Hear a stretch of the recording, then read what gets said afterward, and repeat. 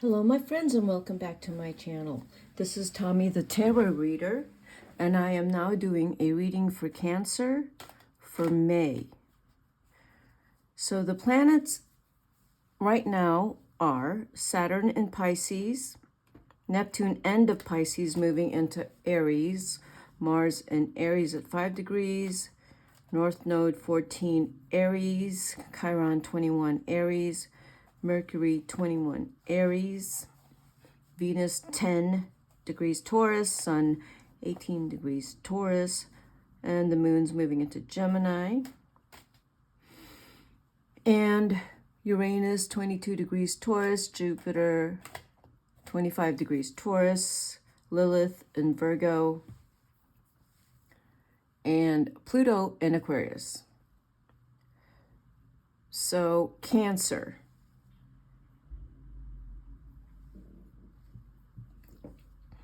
Sun in Cancer. Beautiful sextile. Sun in Cancer, sextile. Venus, Sun, Moon. Possibly also Uranus and Jupiter. That sextile is really good because, like, maybe your relationships are smooth. You're feeling good about decisions you want to make, like if you wanted to add some kind of variety in your life. You're just confident regarding how you want to look, how you want to play around with how you look, and you're feeling abundant. And because Jupiter is sextile to your Sun. Now, depending on where the Taurus is in your chart will depend on how what I just described will manifest. So Sun square, Mars, North Node, Chiron, and possibly Mercury with your Sun in Cancer. Your energy you might be more impatient than usual with that Mars.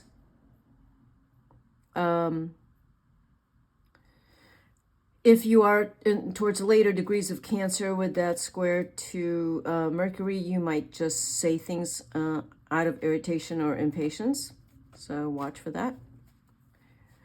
So let's look at Venus. If you have Venus in Cancer or Virgo, these planets are really wonderful for that. You feel loved, supported, and if you're dating, you have a lot of options because of the Sun, Venus, Uranus, and Jupiter.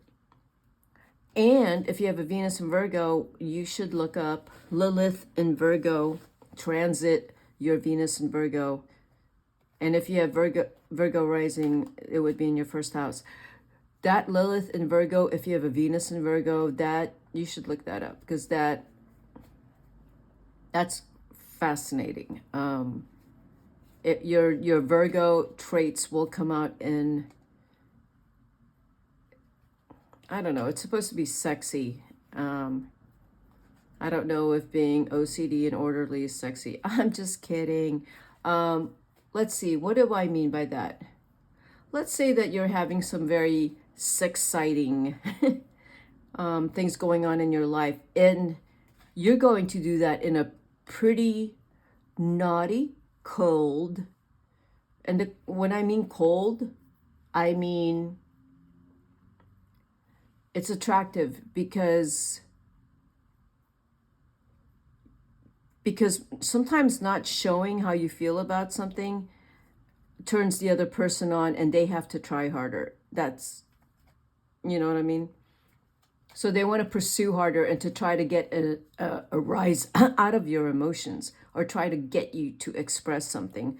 You can do something, but you can do it without expression on your face and do everything in a way that you've attended to every little detail. It'll turn the other person on.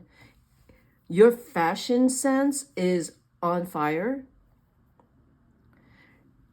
Your interior decoration, your car, everything about you is impeccable. If you have a Venus in Virgo with that Lilith in Virgo, you are impeccable and people notice you because you really put together you're going to be put together for a while with that Venus and Virgo. Even Venus and Cancer, sextile the Taurus planets with the Lilith and Virgo. Same thing for Cancer. Cancer could just glow up, you know, they're taking on a new look and people are noticing like, wow, you look amazing. There is going to be a lot of energy and spirit behind this.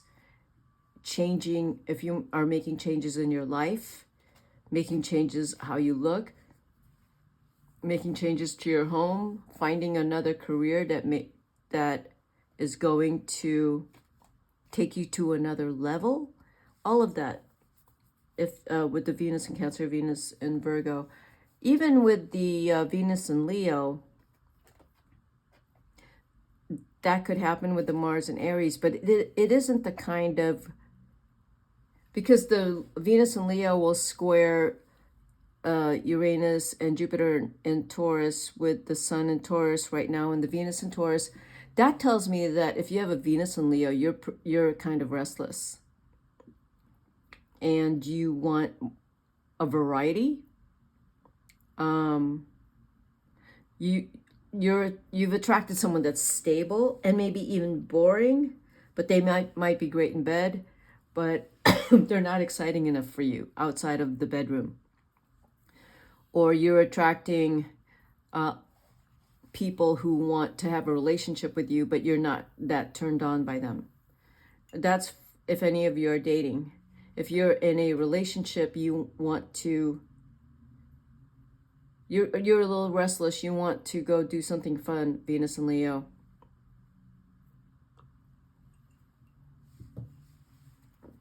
A lot of travel, maybe. Maybe like studying something new or eccentric.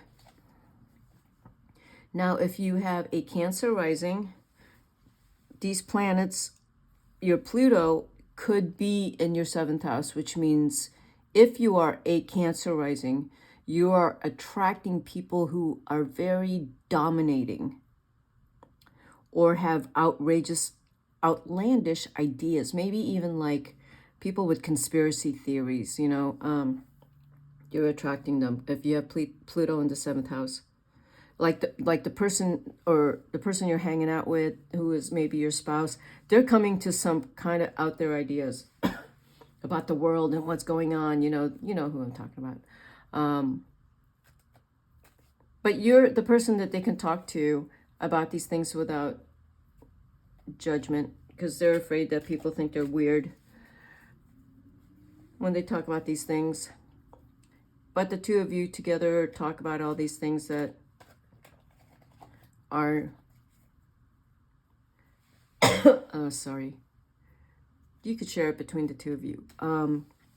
7, 8, 9, 10.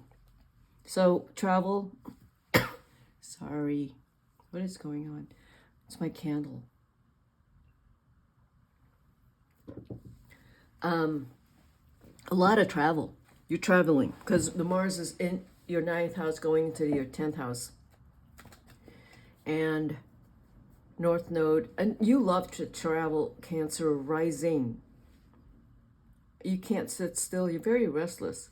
There's some planets in your 10th house. You could meet someone in the workplace or while working. If you're a musician, you'll meet someone while you're playing music. If you're, because it's creative. If you're doing something creative, maybe you're in a writer's network, a poet's network, or something like that. You'll meet someone there. The 10th house has you focusing on things, Cancer rising, that you love. You're not going to be doing things that bore you. You just can't. You're going to have a hard time with it right now. Uranus and Jupiter is probably in your 11th house or 10th house. If it is, if it's in the 10th house, you are bored and you want to do something different, Cancer rising. But the opportunities will be there for you to do something different. You know, you're up for change. You don't want to feel stuck. And if these planets, the Uranus and Jupiter, are in your 11th house, you will be attracting all types of different friends. And you're going to be very happy about that. Your life is looking very different right now.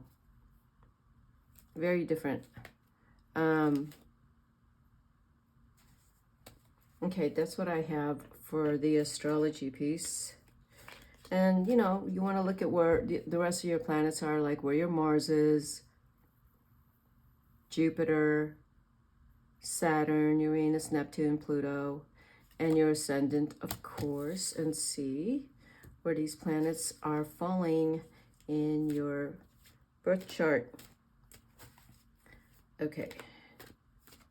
And then, of course, your progress chart. That's always really interesting to look for. Astro.com has all that, but if you don't know how to read it, it's going to be kind of hard because it's all just going to look like a bunch of signs. The progress chart. Oh, gosh, did you? Ace of Cups. Look at that. Oh, I love it when I see the Ace of Cups with the Princess of Cups next to it. There's a lot of love here in May. Lot of love. Queen of Pentacles. You're focused on love. It doesn't matter how much it costs to spend money with your loved ones. The Princess of Cups is someone, could be your daughter, could be your child, your son, it doesn't matter. It's someone who truly loves you and spends a lot of time with you, and your generosity is infinite with the person you love, and with the Princess of Cups. The Princess of Cups could also be you, Cancer, because that tells me the Cups is here as a Cancer card. It tells me about someone that's a princess that's reinventing themselves, going back to a beautiful place in their youth, recreating their youth, recreating the kind of youth that they didn't have even. Or if you had a great childhood, you're going back to that in the sense that you're just so grateful for all the love that's been in your life, because everyone has been so loving and supportive in your life. But if that is not the case, you are able to forgive and move on from any hurt, because the Princess of Cups is innocent, forgiving, and very caring. And that's what you are, Cancer. You're very caring. Very, very caring. And if this is your child, they are very loyal and loving towards you. And I said travel earlier. If travel is your love, you're going to travel. There's no... You're going to have the most incredible travels, or whatever it is you're doing. Like, you will spend your money on your passions, whatever it is, because you are very passionate about things right now in May, and this is an opportune time for you to just go for it, because, like, I want to say, your creativity and your emotions and your appreciation and your talents and gifts, you're on fire.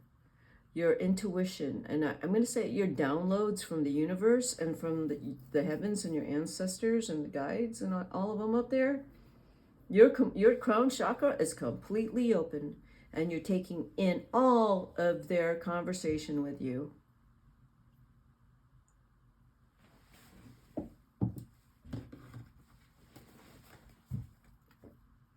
You are in touch with your ancestors. They're here. And with the Queen of Pentacles reversed, that's an earth sign.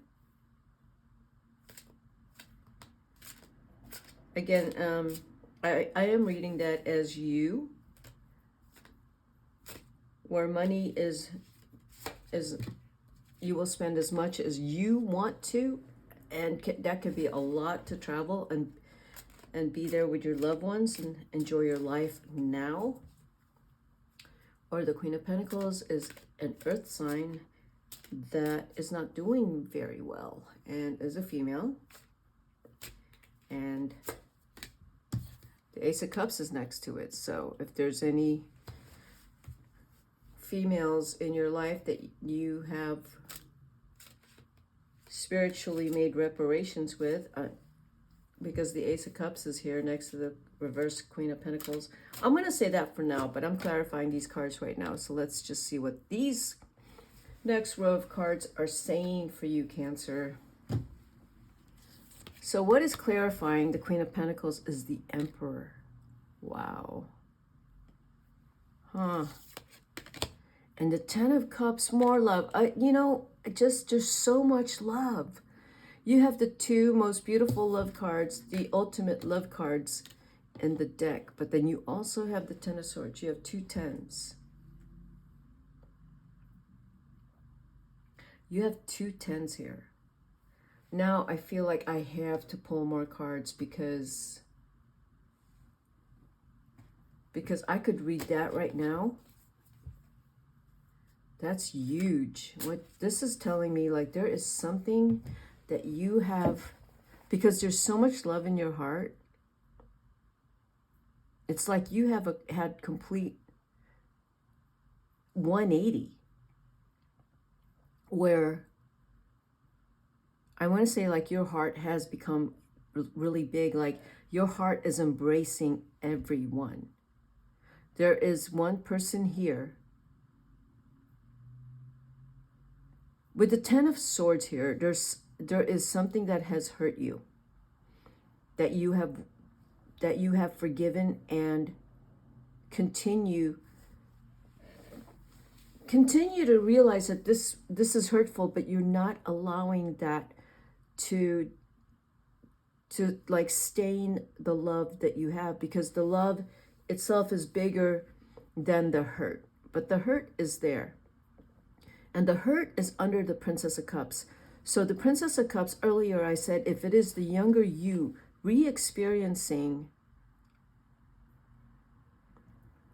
a life that you should have had, you're giving that to yourself now. That is called inner child work. So if you are the Princess of Cups, you are doing the inner child work to heal the Ten of Swords. You're finally healing it. That's what the Ten of Swords is. I am healing the trauma and the hurt of my child, the Princess of Cups, the inner child in me. And there's so much love all over, because I have come from death and created life and love. You've done that. And the Emperor is here. You have taken control of your life, and you have decided on love, because love is truly the strongest force in the universe. And the Emperor knows that. And the Emperor knows that you know, as the Emperor, that you are the role model of what you believe, that love is the strongest force in the universe. Even though you've been hurt in the past as a child.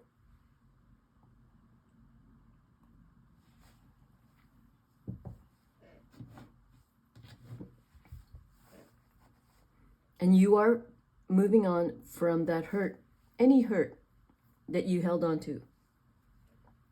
The Ten of Swords, you're moving past it. Let's see how you do that. The Queen of Pentacles is here. I do feel that you are the Emperor, or there is someone in your life who is the Emperor, and they are with you, and they love you, and they care for you, and they will always take care of you. You know who that person is. They're here. I think they've always been with you.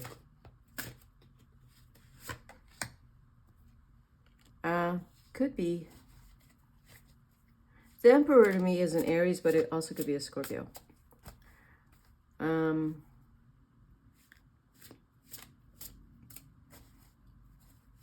Right next to the Ten of Cups. The two of you together, you actually have always loved each other, and you enjoy each other's company a lot.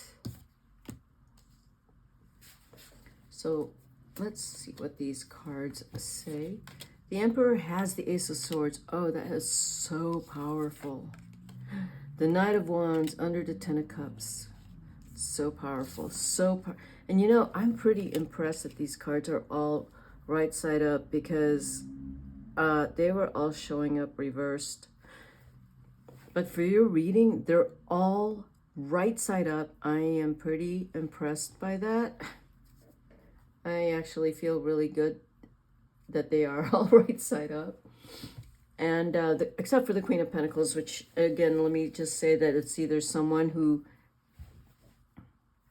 is not doing well financially, but whoever that is in your life, you love them, and you're just so full of love that this person does not hurt you. There is a hurt in the past, though.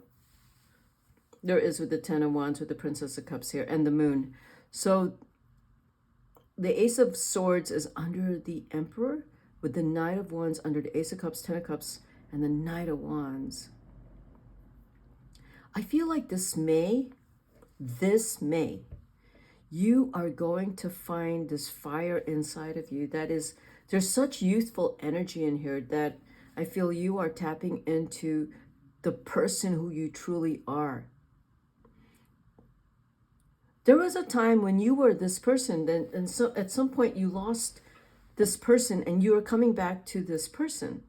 You are the Knight of Wands, the Princess of Cups, with all the, like, you are this person. I'm reading that this is you.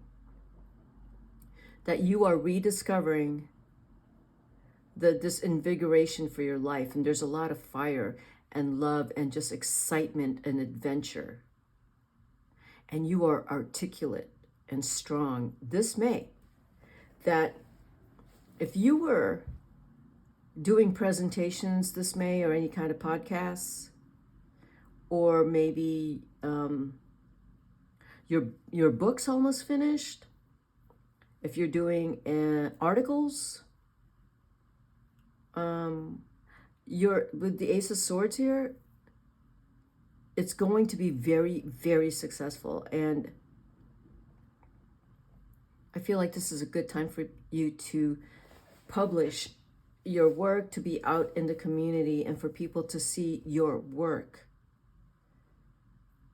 Whatever your work is on, because I feel like your work is on love and relationships and getting in touch with the humanity of this world, with the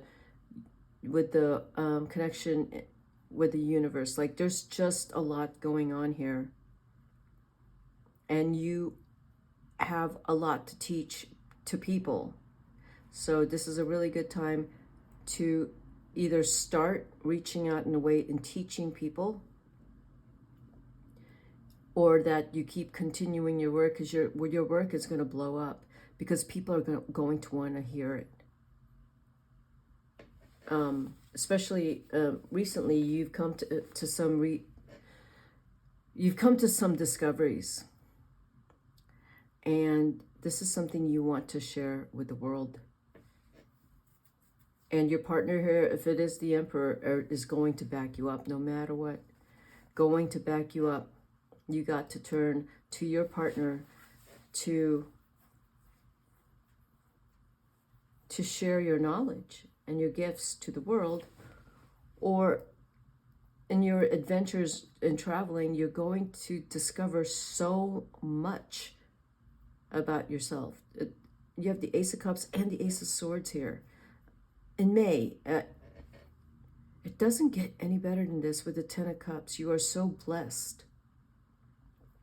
But I feel like with the Ten of Wands here, with the Moon, you are in touch with that pain, that suffering, the hurt. And with the Moon,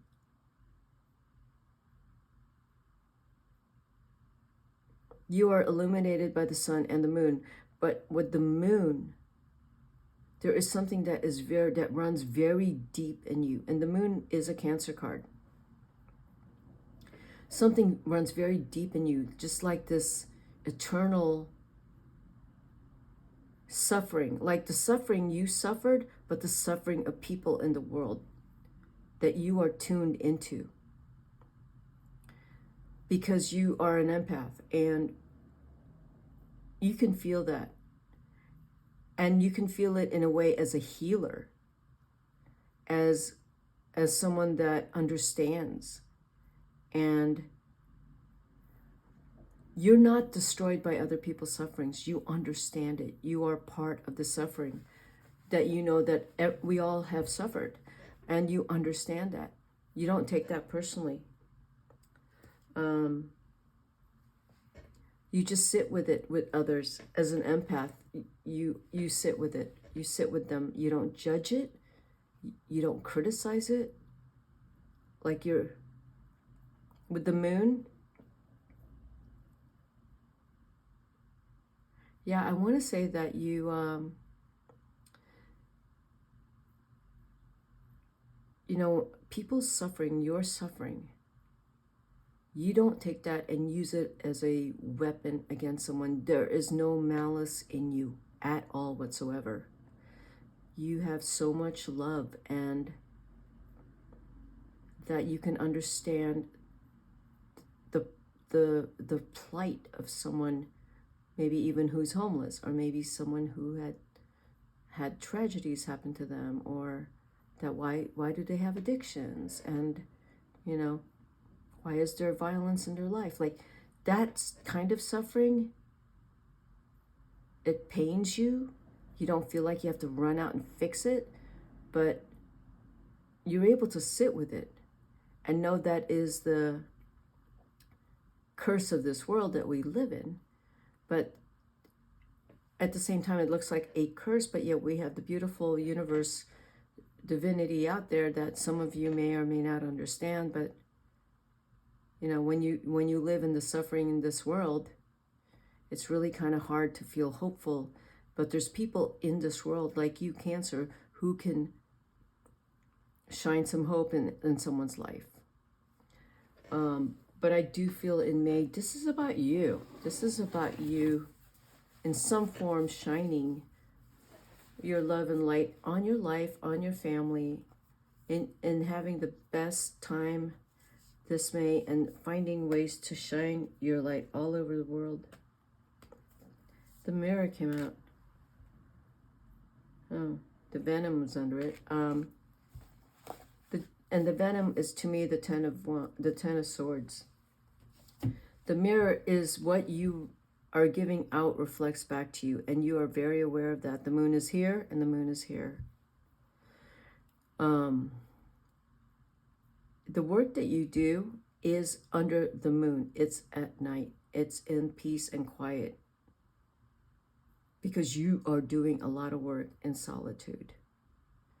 And even in your work in solitude, you are reflecting back a part of the world that, because even when you are in solitude doing your work and healing, there is still the mirror. Because in doing that work, you are aware of what is out there. And what you are seeing is getting reflected back to you. And that is your work as a healer. I do feel you're a healer, and it's coming out of love. It's very strong right now. You are recognizing the venom in the world, and you have this compassion towards it, that those are entities and people that are suffering horribly. And you see that. You see the suffering in the world. I don't know if some of you, Cancer, are, pastors. But I feel like, there's this May, if this hits home, is a good time for you to spread maybe what you know in terms of universal guidance, in terms of the scriptures, in terms of whatever teachings from other religions and other philosophies and other spiritual teachings that you want to share in the world. But also, again, this is a time for you to go and enjoy yourself and rediscover yourself. Okay. And that's what I have for you, Cancer. And if you like this reading, hit the like button, and I will see you at my next reading. Bye-bye.